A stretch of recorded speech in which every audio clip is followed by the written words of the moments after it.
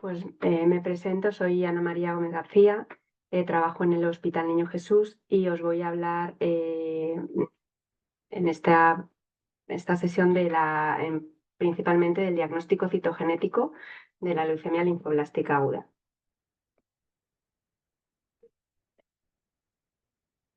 Hablaremos un poquito de lo que es el diagnóstico clínico y biológico, qué alteraciones citogenéticas tienen valor diagnóstico y cuáles son valor pronóstico, qué protocolos actuales se utilizan ahora para la leucemia linfoblástica pediátrica, cómo ha sido la evolución de la citogenética en cuanto a técnicas que se han ido incorporando en los últimos años y las que llevamos utilizando durante bastantes años ya. Hablaremos un poquito de cariotipo FISH, que son técnicas tradicionales de citogenética, y la nueva técnica que os contaré un poquito con algunos casos, el mapeo óptico del genoma, y luego pues finalmente unas conclusiones después de explicaros unos casos. La leucemia aguda, como todos sabéis, es una de las neoplasias más frecuentes en la edad pediátrica y supone 1/3 de los casos de cáncer infantil. Dentro de la leucemia linfoblástica aguda comprende el 80% de todas las leucemias, y dentro de esas solo el 20% son leucemias agudas mieloblásticas. La supervivencia de estos pacientes con leucemia se ha incrementado bastante en las últimas décadas, pasando a presentar con los tratamientos actuales una supervivencia libre de enfermedad en torno al 80%. Lo que pasa es que todavía existe un porcentaje nada despreciable de pacientes que fracasan en el tratamiento, que supone entre el 10 y el 20%. Por tanto, es preciso poder ir incorporando nuevas técnicas genéticas que nos permitan caracterizar mejor la enfermedad, conocer mejor la biología de la leucemia y, sobre todo, seleccionar a esos pacientes al diagnóstico que pudieran tener a nivel clínico, genético o pues, otras características, mayor riesgo de recaída o de refractariedad al tratamiento. En cuanto a la leucemia aguda, deciros que cómo hacemos en los laboratorios para hacer el diagnóstico integrado. Es una proliferación clonal que desplaza, que se infiltra de células progenitoras malignas inmaduras y que desplaza el resto de las series celulares. Se producen en estas células cambios genéticos que van a alterar la diferenciación, la proliferación y también la maduración de estas células. En cuanto se sospecha que un paciente presenta una sospecha de leucemia, se hace una historia clínica completa, se le realiza un hemograma, una coagulación, una bioquímica, una serología, y con todos esos datos, pues ante la sospecha se realiza un aspirado de médula ósea. Este aspirado de médula ósea requiere de distintas muestras que vayan a ir a distintos laboratorios. Por un lado, se tendría que ver la citología de esos blastos, el aspecto, el linaje, las características de cromatina, de si presentan unos nucleolos, bastones, o sea, ciertas alteraciones que ya orientan hacia un linaje. También en el laboratorio de citometría de flujos, se estudia qué características de fenotipo, qué antígenos, tanto de superficie o citoplasmáticos, presenta la célula blástica.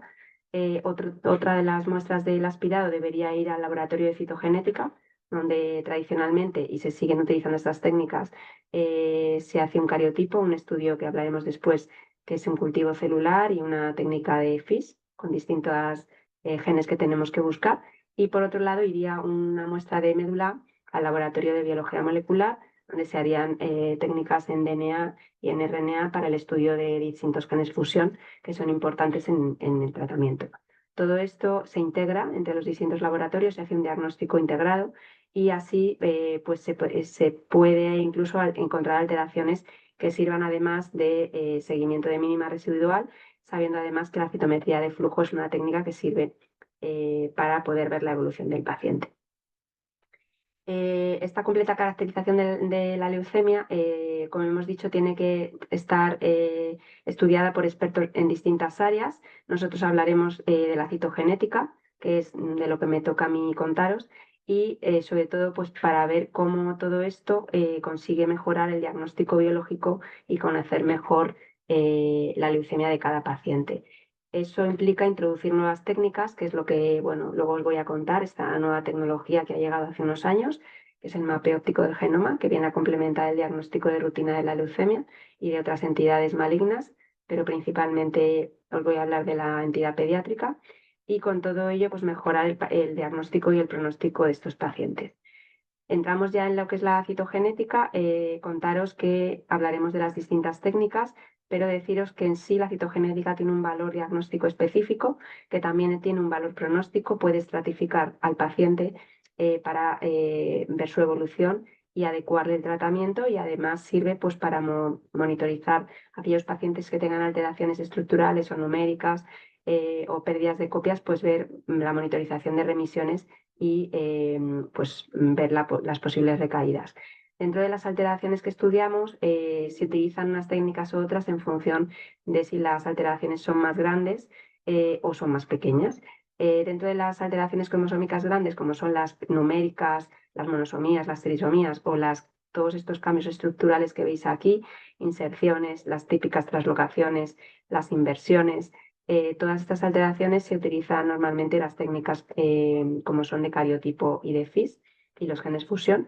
Y luego existen unas técnicas bueno, que son específicas para anomalías pequeñas, en las que pues vemos deleciones de pocas bases, duplicaciones de pocas bases, mutaciones puntuales donde entraría pues, la NGS, los distintos arrays y todo ello, bueno, el MLPA, que también es un estudio de ganancias o de pérdidas de copias dirigido al pronóstico de la leucemia, o sea que se combinan las distintas técnicas para poder estratificar o ver qué ocurre en cada leucemia.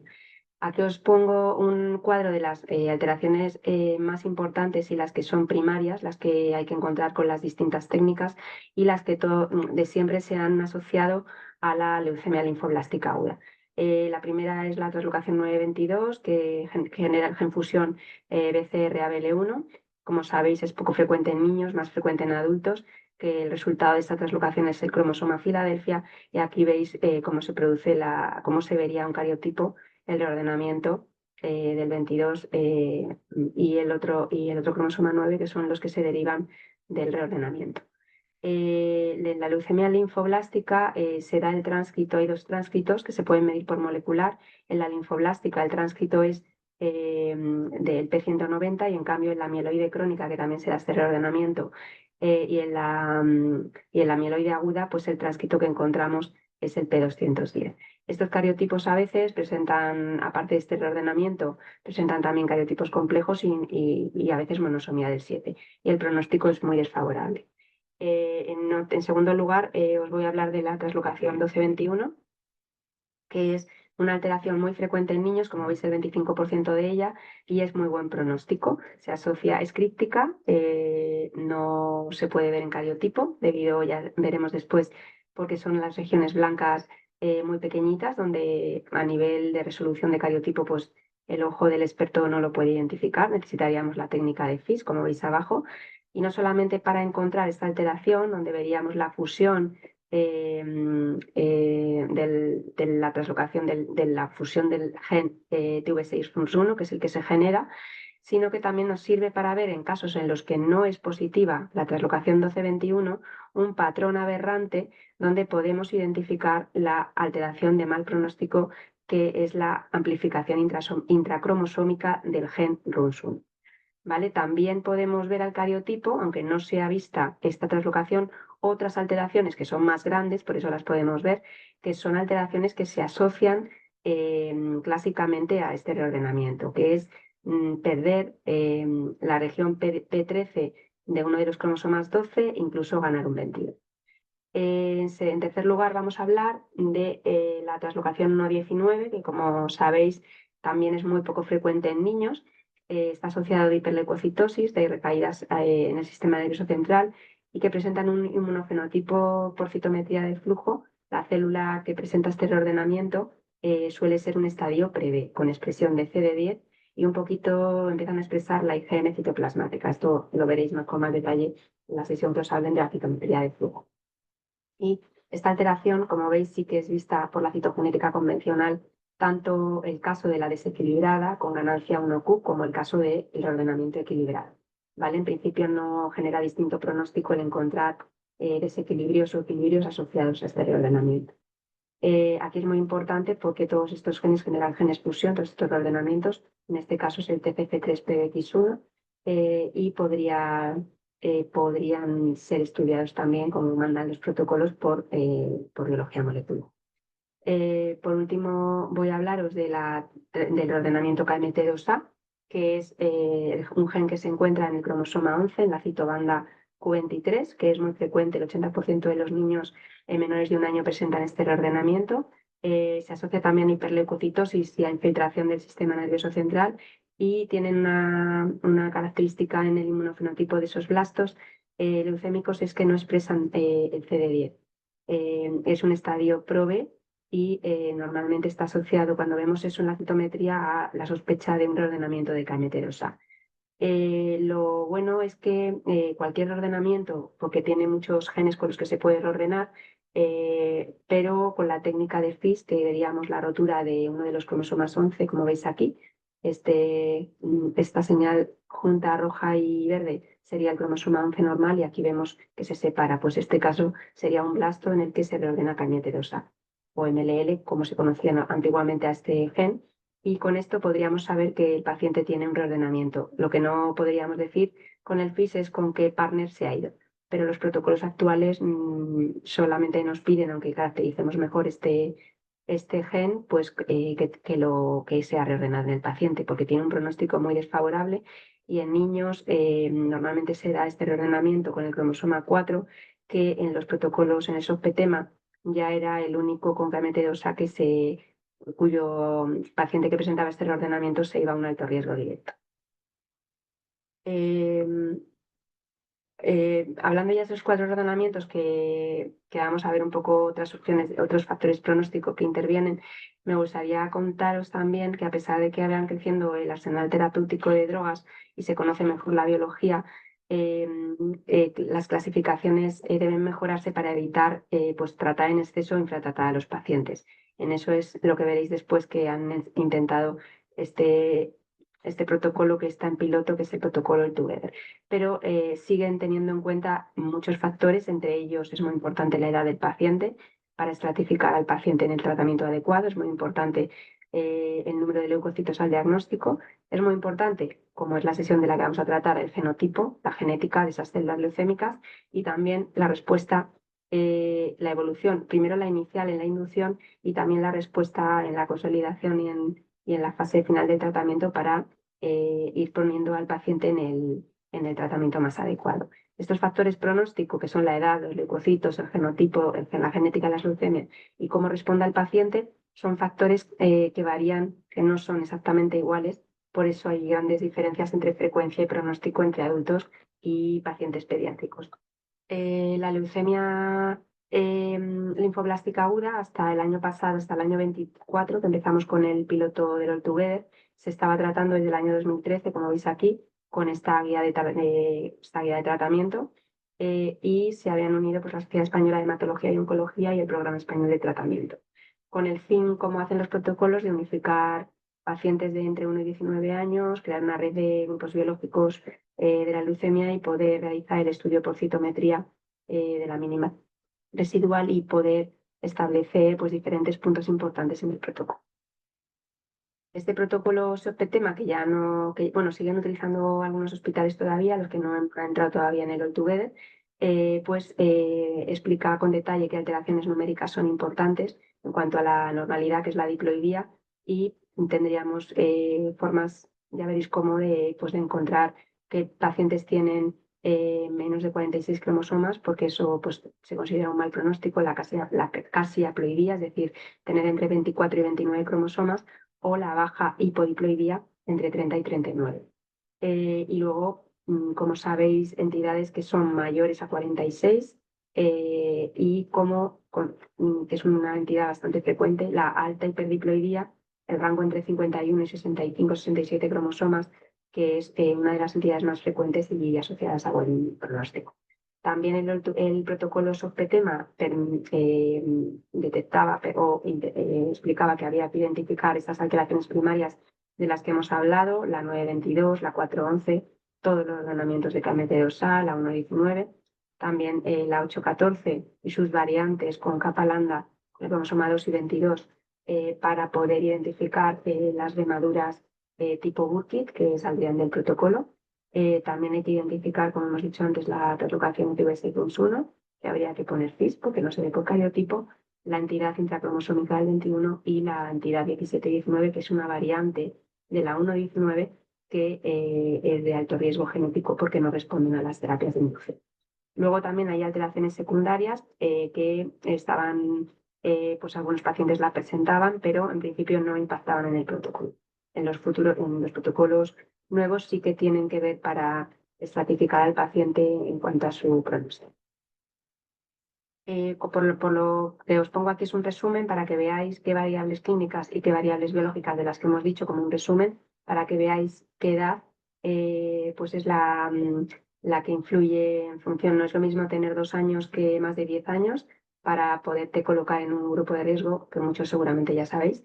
Las alteraciones, la infiltración o las recaídas en el sistema nervioso central y el número de leucocitos al diagnóstico. Estos datos de cara al nuevo protocolo tampoco son los mismos. Han variado el número de leucocitos, ya no es 20.000, es 50.000. Se consideran a veces casos de líquidos cefalorraquídeos traumáticos, entonces hay que considerar a veces, no todos los casos se consideran igual, y luego pues la edad, tener por ejemplo más de 16 años ya nunca te va a meter en un riesgo estándar.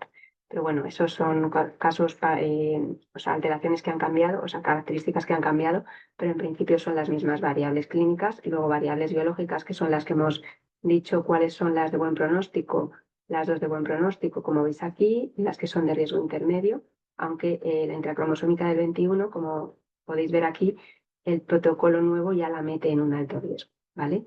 En un alto riesgo genético como entidad. Luego ya se evaluará si el paciente, conteniendo una alteración de alto riesgo genético, puede responder mejor o peor. Y se le escalaría a más quimio o a menos quimio en función de su respuesta, ¿vale? Y luego tendríamos estas alteraciones que en el SOPTEMA se consideraban de alto riesgo. Esto es un poco lo mismo, pero pues distribuido pues, por riesgo estándar, las características que tendría que cumplir un paciente para meterlo en riesgo estándar, el riesgo intermedio, que eran los que no entraban en riesgo estándar y los que no tienen alteraciones genéticas, características de alto riesgo, ¿vale? Y ahora pues querría, pues para introduciros un poco en las nuevas alteraciones en el All-Together, en el protocolo nuevo, pues explicaros pues un poco con esta presentación de Swati Harrison, que existe pues eso, la distribución de las alteraciones genéticas por riesgo, pero que existe un amplio grupo de pacientes que no presentan estas alteraciones primarias, que son todas estas. Entonces, que hay un cajón bastante grande de pacientes que no tienen estos, por eso se llaman BIODER, pero que son alteraciones importantes de identificar y que las nuevas guías ya las clasifican como nuevas entidades a buscar. Entre ellas, como sabéis, está dentro de estas 30% BIODER estarían las clase ABL, porque son alteración de quinasas que podrían beneficiarse de inhibidores de tirosinquinasa, como son el imatinib y el dasatinib. Luego veremos un caso.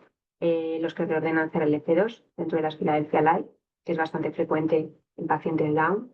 Luego también otras quinasas como podría ser YAR2 o otras quinasas. Y también veis que existen bastantes reordenamientos estructurales que con las nuevas técnicas podemos identificar qué tipo de bioder y poder caracterizar mejor la leucemia.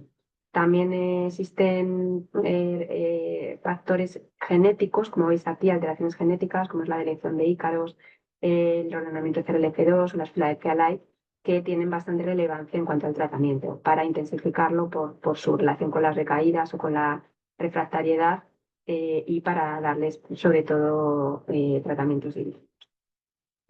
Casos así que existieron ya bueno, la WHO en el 2016 introdujo como obligado estas dos entidades para identificarlas, las Philadelphia Light y la intracromosómica del 21. Y ahora es una breve explicación, antes de hablar un poquito del OGM y de algunos casos, cómo el protocolo, que de momento es un piloto y que ya dentro de unos meses pues será un protocolo ya, estaremos ya fuera del piloto y podemos ir incorporando más hospitales que se puedan beneficiar del tratamiento a los pacientes. Cambia un poco los tiempos de respuesta, es decir, tenemos que dar alteraciones genéticas antes de que el paciente entre en el día más 15 de la terapia, debido a que si son clase ABL podríamos darles inhibidores de tirosinquinasa, o que tenemos que decir estas 4 alteraciones que son las que consideran de high risk genetics, ¿vale? Son la KMT2A reordenamientos, la hipodiploidía, es decir, entre 30 y 39, y la niaraploidía, esas serían las 2 hipodiploides que consideran de alto riesgo, la intracromosómica del 21 y la variante de la 1,19, que es la 17,19.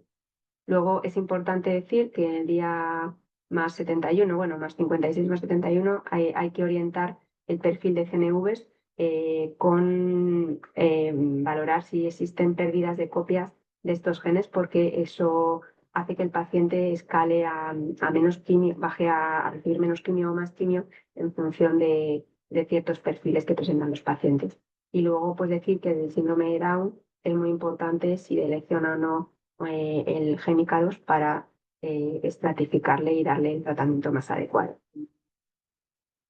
Como veis aquí podéis ver una evolución de la citogenética, es un poco una visión que quiero que tengáis de cuándo entró también esta tecnología de la que voy a hablar, sobre todo viendo los casos para que lo tengáis un poco más claro, porque no es fácil, así es una técnica diferente a las tradicionales que complementa en muchos casos y que ayuda a estratificar mejor y que no significa que sustituya a las demás, pero como técnica de primera línea la leucemia pediátrica es muy adecuada.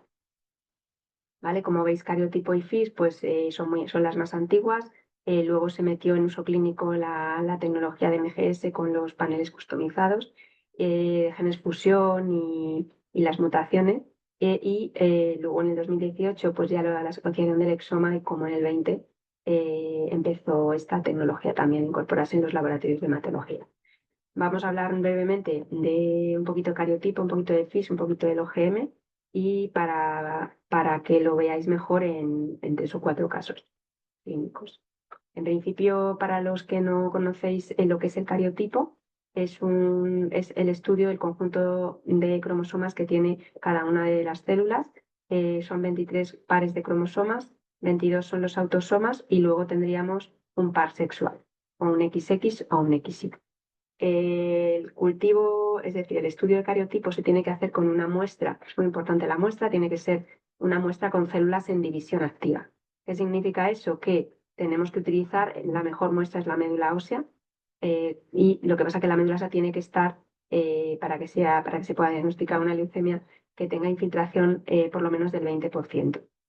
Sangre periférica también se utiliza siempre que tenga infiltración de blastos, y luego pues para hacer otros estudios pues de líquidos amnióticos y otras muestras, pero para leucemia necesitamos o médula ósea o sangre periférica infiltrada. Decir 2 aclaraciones: nosotros vamos a hablar todo el rato de anomalías cromosómicas adquiridas, que son las que vamos a estudiar en la enfermedad que se ha desarrollado en un momento determinado en el paciente. Es una enfermedad hematológica que ha adquirido en un momento determinado y es lo que llamamos alteraciones somáticas. Por otro lado, a veces en los cariotipos también se pueden ver, cuando estudiamos una leucemia, anomalías constitutivas, es decir, alteraciones que el paciente, como puede ser, ha nacido con ellas, y esas alteraciones no son de la leucemia, pero también se pueden ver con estas técnicas. Es ejemplo, por ejemplo, de un caso Down, donde veríamos la trisomía del 21 constitucional, y luego veríamos las alteraciones somáticas adquiridas debido a su enfermedad. El segundo paso importante para el cariotipo, para hacer un estudio de lo que es el ideograma de los cromosomas, es que es una técnica compleja, porque se trata de un cultivo celular. Es una técnica bastante manual que necesita de reactivos específicos, de destreza, de experiencia, para poder ver luego estas alteraciones citogenéticas, numéricas o estructurales, poderlas ver en el estudio al microscopio. Bueno, voy a nombrar un poquito los reactivos que os suenen, que son la colchicina, que es el importante, porque es el que va a parar esas células que ponemos en cultivo, va a parar esas células en el momento de la metafase. Luego hay una segunda etapa, que es una solución de KCl, la llamamos solución hipotónica, que va a aumentar el volumen de esas células para que esas metafases salgan de los núcleos y que se puedan separar adecuadamente para poderlas estudiar. Después hay un proceso que se llama fijación de esas células con acético y metanol, es lo que llamamos el Carnoy, es una solución que ponemos para poder fijarlas y que ya no las podamos perder en esa suspensión celular y vamos lavando con sucesivas fases de acético y metanol para dejar ese pellet limpio y solo con las metafases para extenderlo en portas y teñirlos y poder identificarlos al cariotipo. Así es como, bueno, pues se ve extendida una metafase. Luego habría que echarle una tinción, generar con una enzima que se llama GIEMSA la trisinización, que es, perdón, no con una enzima, con la tripsina, que lo que hace es tripsinizar, degradar las bandas en claras y oscuras, y luego echamos una tinción que es un buffer, o sea, un Leishman teñido con una proporción para que no sea muy oscuro y nos pueda colorear las bandas.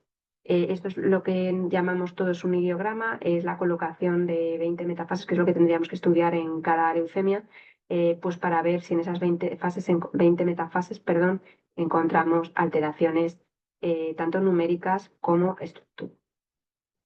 El nivel de bandeo va a depender también del tipo de muestra.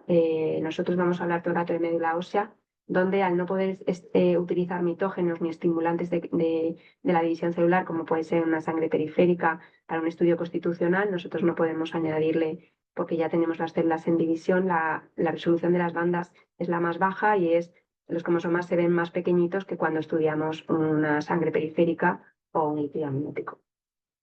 Luego existe una nomenclatura internacional que es el ISCN, que sale cada 4 años, que es donde se utiliza pues, para ver la nomenclatura que tenemos que utilizar para cada técnica citogenética. Habla de cariotipo, de FISH, de arrays, y ahora en la última ISCN del 2024 ya está incorporada la nomenclatura que hay que utilizar para el mapeo óptico del genoma. Como veis, aunque seguramente ya lo sabéis, es muy importante saber lo que considera la citogenética convencional, el cariotipo un clon.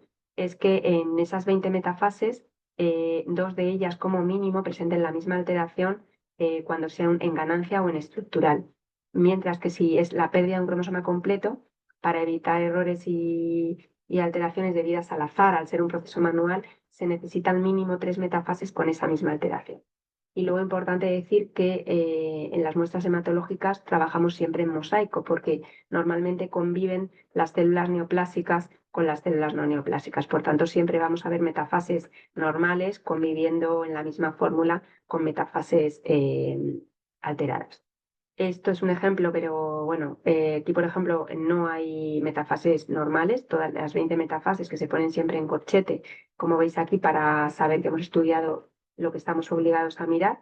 En este caso se pone primero el número de cromosomas, la parte sexual, la pareja sexual, y luego la alteración encontrada en orden ascendiente de cromosomas. Si hubiéramos encontrado cosas en cromosomas posteriores, pues se añade después. Y veis aquí cómo, pues en este caso, se ve una dirección bastante grande, por eso es vista el cariotipo, desde la citobanda Q13 a la Q33 en esas 20 metafases. Ahora vamos a hablar muy rápidamente del FISH. De los arrays no vamos a hablar, puesto que los protocolos primarios no incluían la pérdida de copias. El All-Together sí, pero bueno, eso no voy a hablar de esta técnica porque en realidad es una técnica más molecular. ¿Vale? Las técnicas de FISH son técnicas que llamamos citogenética molecular porque tenemos una doble hebra de ADN, la de nuestro paciente, que queremos desnaturalizar. Primero la separamos y luego la hibridamos con una sonda que se tiene que unir de forma complementaria a la región que nosotros queremos saber si está reordenada o está delecionada o está duplicada. ¿Vale? Muy rápidamente se hace un pretratamiento de la muestra. Hay que desnaturalizar, como he dicho, hay que meter esa sonda, que lo que hacemos, ¿cómo se produce esa desnaturalización? Pues con la introducción de la sonda durante toda la noche para que a 37 grados se complemente con la región que nosotros queremos estudiar. Luego habría que hacer unos lavados para retirar la sonda que puede quedar residual, que puede ser pues sonda inespecífica. Y luego siempre hay que teñir con una contratinción que llamamos DAPI, el DNA, para poderlo visualizar al microscopio. Es esa colorante azul que permite identificar la célula para luego ver lo que está ocurriendo en cada. Aquí tenéis un ejemplo del FIS de metafase, aunque también existen siempre, como sabéis, algún núcleo que no hemos conseguido sacar las metafases, pero para hacer FIS en metafase necesitamos siempre pasar por un cultivo, ¿vale? En cambio, cuando podemos, sin hacer cultivo, podemos hacer FIS de núcleos, es lo que llamamos FIS de interfase, como veis aquí, no hay ninguna metafase, solo son núcleos, y podemos ver también reordenamientos, ganancias, pérdida de copias, o sea que también es muy útil. Aquí en un ejemplo podéis ver las diferentes sondas que tenemos, aunque las que utilizamos para las leucemias son, debido a las alteraciones que tenemos que ver, son las de secuencia única de genes, lo llamamos locus específica, en cambio en la constitucional utilizamos más las teloméricas y las de pintado, y las centroméricas se utilizan tanto en constitucional y mucho también en las leucemias para ver aneuploides. ¿Qué paneles de FIS son lo que se utilizan actualmente para encontrar estas alteraciones? Pues en la linfoblástica aguda se utiliza la sonda de locus, esto del locus específico de tela ML1, BCR-ABL1, en la región MLL, la translocación 1.19 y luego para identificar una sospecha de B madura Burkitt, una MIP-IGH. Cuando el cultivo no crece, también disponemos de estas sondas centroméricas para no dejar al paciente sin un resultado de citogenética por cariotipo, para poder identificar, estos son de los más frecuentes que se triplican estos cromosomas, y así poder identificar o por lo menos pensar que estamos en una alta hiperdiploidía. Aquí veis muy rápidamente las ventajas y las desventajas de estas dos técnicas de las que os he hablado, que son clásicas y que son muy útiles y siguen siendo muy útiles en los estudios de las leucemias linfoblásticas pediátricas agudas y las distintas hemopatías, ¿vale? Lo ventajoso del cariotipo, a pesar de que es una técnica que requiere división y división de esas células y requiere bastante experiencia, pues que es bastante barata y que es una técnica de genoma completo, aunque no llega a mucha resolución porque no podemos ver alteraciones que están más pequeñas de 10 megabases, pero sí que podemos ver tanto numéricas como estructurales. Ventajas e inconvenientes del FIS, pues que es una técnica muy sensible y específica, pero tenemos que saber que estamos solamente encontrando lo que es la sonda que hemos puesto. Es muy dirigida hacia lo que pensamos que puede ser y el resto de cosas pues no las puede ver. Y es una técnica comparada con el cariotipo bastante más cara.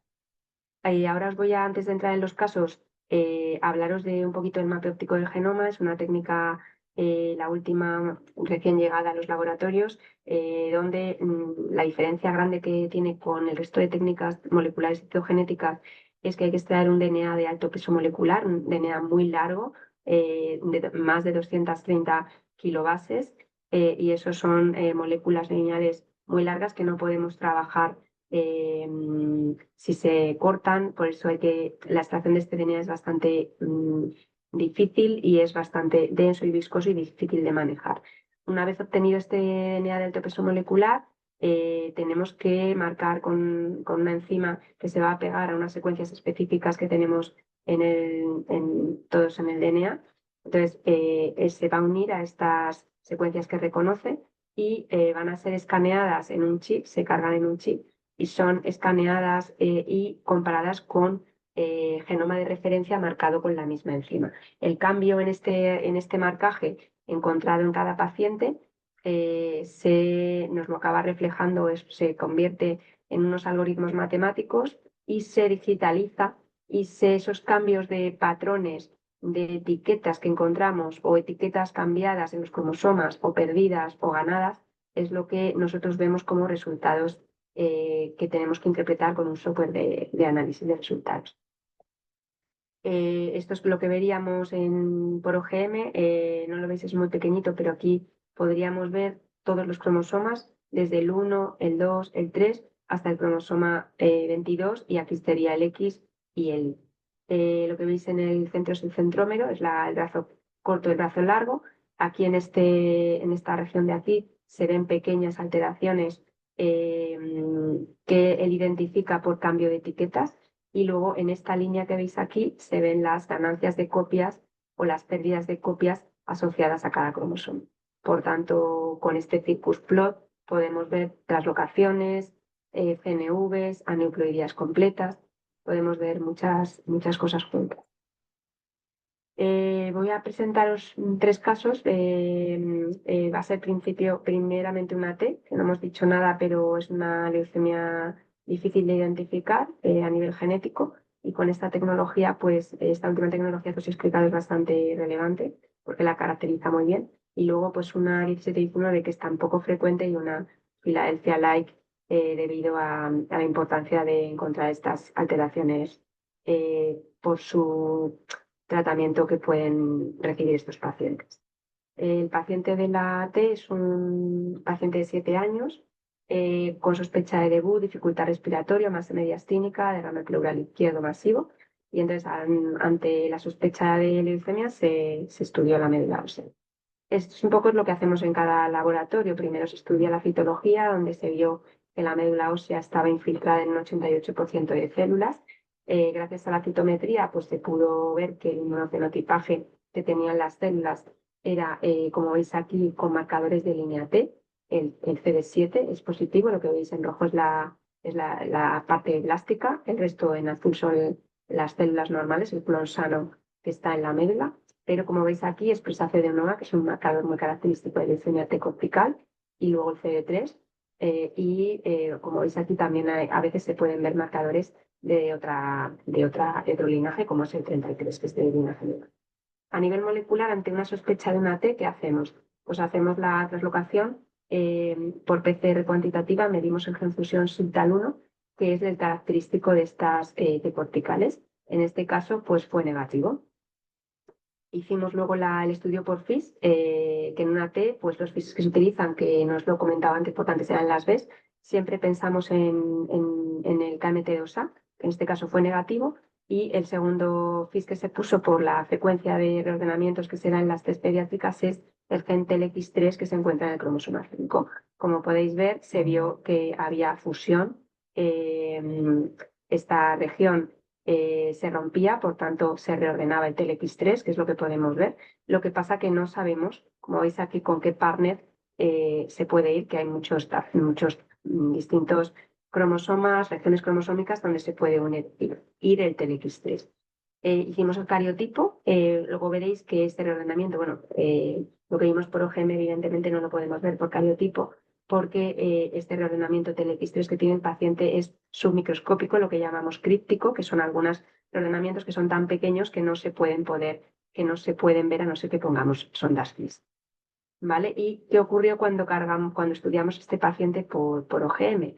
Pues aparte de ver otras características que pueden asociarse a las T, y caracterizar mejor la enfermedad, pues pudimos ver efectivamente que reordenaba TLX3, había una translocación con el cromosoma 14, con 14q32, que es uno de los partners, como veis, descritos en la región Q32 con los que se suele dar. Por tanto, si hicimos, gracias a la unión de todas las técnicas, pues como veis, cómo se caracterizó esta leucemia T. El segundo caso que quería presentaros es la translocación 17-19. Es muy infrecuente. En todos estos años solo hemos tenido un paciente y ver que este paciente, esta alteración en los nuevos protocolos la utilizan directamente para ir al grupo de alto riesgo de tratamiento, debido a que responden muy mal a la terapia de inducción y evidentemente pues si no entran en estos bloques de tratamiento pues, no, pues los pacientes tienen mucha probabilidad de recaer. En este caso el paciente era de 6 años, no tenía antecedentes personales, se presentó en urgencias por fiebre de menos de 24 horas, con dificultad para la deambulación y con dolor muscular localizado en la zona de los cuádriceps. Ante la sospecha de leucemia se hizo un aspirado de médula y se intentó, como siempre, hacer un diagnóstico integral. Como veis en este caso, pues se vieron unos blastos que tenían aspecto linfoide, grandes, con cromatina laxa, con algún nucleolo, y estos blastos ocupaban el 80% de la médula. En cuanto al estudio por citometría de flujo, se vio que, como veis aquí, lo que está en verde es la población blástica. Esta leucemia era de linaje B porque expresaba CD19, CD10 positivo, que suelen ser son estas leucemias de linaje B. Lo que pasa que, como veis, también vemos marcadores de linaje mieloide, como es el 66, y también pues algo que puedan ser del 33. Y en cuanto a la biología molecular, en una B tenemos que descartar los 4 genes fusión. En este caso fue negativo para 1221, negativo para 922, negativo para la 119 y negativo para la 411, que es la que tenemos optimizada a nivel molecular. Además, se vio por molecular una sobreexpresión de CRLF2 que de forma aislada no se debe considerar, se debe identificar junto con cariotipo o junto con otras técnicas donde se pueda justificar si esa sobreexpresión puede ser debida a la ganancia completa de un cromosoma X, que en ese caso no sería patológica, o reordenamientos realmente de mal pronóstico con otros genes o con IGH o con P2R8 que sí generarían una entidad de Philadelphia. ¿Vale? A este paciente, como veis aquí, el inmunofenotipo era de B común, se le hizo el OGM y como veis aquí hay una translocación del cromosoma 17-19 generando el gen fusión que fue confirmado por técnicas de biología molecular.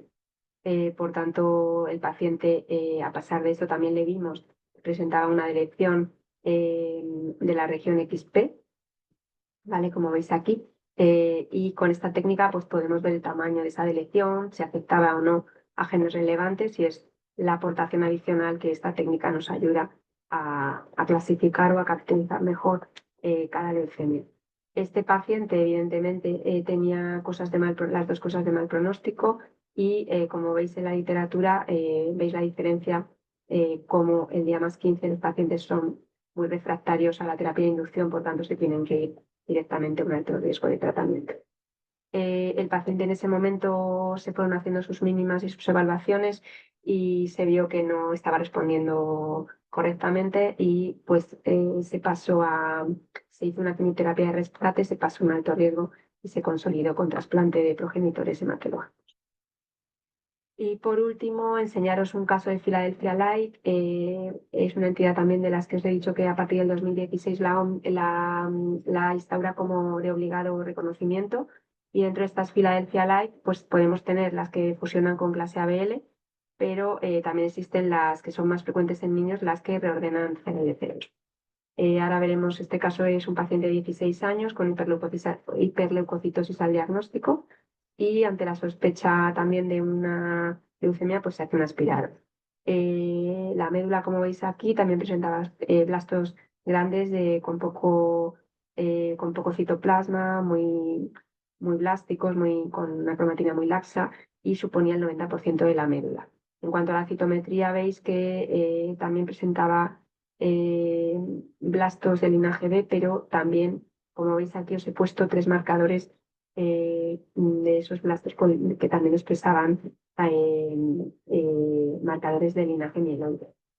La molecular también fue negativa y cuando lo estudiamos con OGM vimos 3 cosas importantes. Una que es la que genera realmente, la que genera el diagnóstico del caso de la entidad primaria, que es una fusión PDGFR-beta-EBC1.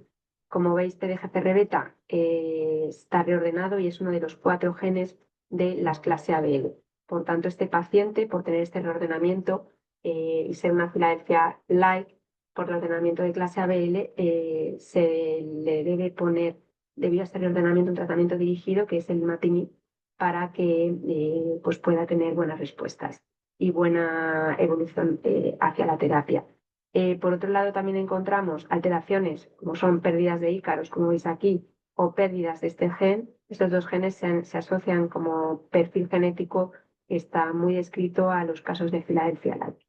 Y como veis, pues finalmente con todo esto pues hacemos una caracterización muy completa en cuanto a diagnóstico y en cuanto a las 2 alteraciones de pronóstico para esta leucemia Philadelphia Light. Estas Philadelphia Light es muy importante, en este caso, por ejemplo, veis que el día más 15 el paciente era totalmente refractario, que inició inhibidores de tirosinquinasa debido a la alteración encontrada por OGM, que si no es por OGM, en 15 días hay que hacer unos fises secuenciales con todos los genes de clase A, los 4 genes obligados de clase ABL, ABL1, ABL2, TSF1R y PDGFR beta, perdón. para poder ver si el paciente pudiera ser uno de estos 4 candidatos para recibir inhibidores de tiroxina kinase. Por último, concluir que debemos sospechar estas entidades cuando los pacientes no tienen alteraciones genéticas conocidas, son las DIODE, como en este caso presentar hiperleucocitosis o elevadas mínimas residuales al final de la inyección. Porque el caso de estas fusiones de clase nivel, como os he comentado, los nuevos protocolos nos obligan a identificar antes del día más 15 de iniciar el tratamiento.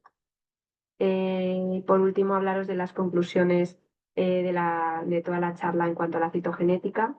Espero que no haber ido muy rápido y haberos ayudado a entender la importancia de la genética en el diagnóstico de la leucemia y ver que estas alteraciones genéticas se encuentran entre los factores pronósticos de mayor relevancia y que identifican pacientes desde el diagnóstico que se ve que puedan presentar alto riesgo o mayor riesgo de recaída o de refractariedad a las terapias. Por eso identificar estos nuevos marcadores biológicos con valor pronóstico creemos que es muy útil y para eso pues tenemos que introducir estas nuevas técnicas, conocerlas, utilizarlas para estratificar mejor a los pacientes y en definitiva pues ir conociendo mejor la genética de la leucemia pediátrica para pues, ofrecer más dianas moleculares y ofrecer a los pacientes terapias también menos tóxicas. En definitiva, que creo que es un poco la forma de resumir la sesión, lo que creemos y queremos todos es hacer una medicina personalizada en cuanto a la leucemia, que es estratificar mejor a los pacientes en los grupos de riesgo, disminuir las toxicidades, reconocer qué pacientes van a recaer más, seleccionar mejor a los pacientes candidatos al trasplante de progenitores, ofrecerles a aquellos pacientes candidatos ensayos clínicos y, en definitiva, pues disminuir la mortalidad y mejorar la supervivencia de esta enfermedad. Y muchas gracias por vuestra atención y espero que os haya gustado.